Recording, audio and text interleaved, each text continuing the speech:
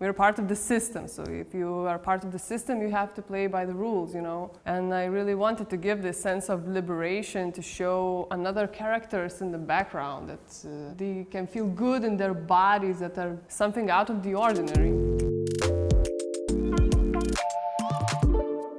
I get these images in my head, some particular scenes, and then I try to connect them via, you know, the story. So it started with these images of these girls, you know, very young, in makeup, heavy, you know, jewelry, and remembering my own teenage years, you know, when I was 13, where you're just trying so hard to be older, but you're still a child, and you become this other creature, you know, where like your age could be from like 10 to like 25. And I thought about this phenomena, and I really wanted to capture it somehow, you know. The story follows this tragedy of people that feel bad about their bodies, about things that are unique, but they do not fit the standard.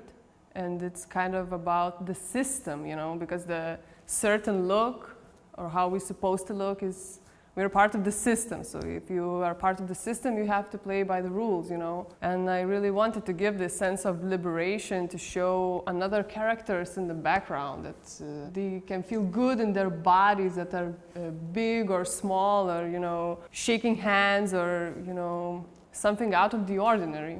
And how a person can feel comfortable in this and don't question themselves, you know. In contrast to these girls that are like seemingly perfect, but they're still not perfect enough for themselves. So yeah, this was the world that I was trying to portray.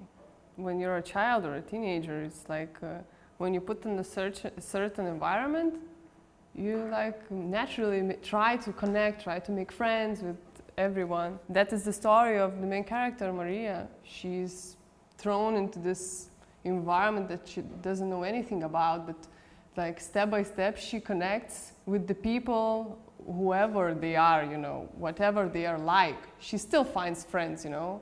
That's why it's a tragedy for her, where she is faced with the fact that she has to leave now. And I think that's a tragedy for a kid or for a teenager, that you have to be once again thrown out into another environment and leave everything behind, you know.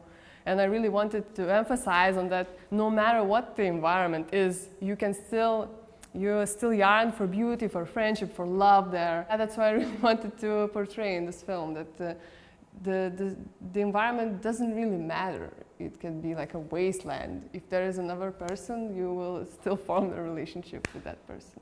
When you're a teenager, I think 90% of stuff, the parents didn't know what you're doing. In the film as well, the parent comes and starts talking about what's happening, and you realize that he doesn't know anything about what's going on. Like, he sees like from a different perspective, and that was my experience, and I think a lot of people experience that with their parents or grandparents, you know. So there is this like a deeper connection to your roots, to your parent or a grandparent, and they're still there, you know. And we see in the film where like they step up to do something, you know. They're not useless. I think parents also just sometimes sit in the back seat and let you know, their kids to go through some stuff. I have to admit, it's very overwhelming for me. I'm really happy to be here, especially in the, you know, main competition.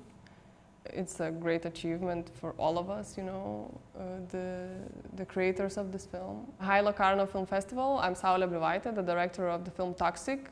We're here to celebrate our premiere and to have fun in this amazing festival.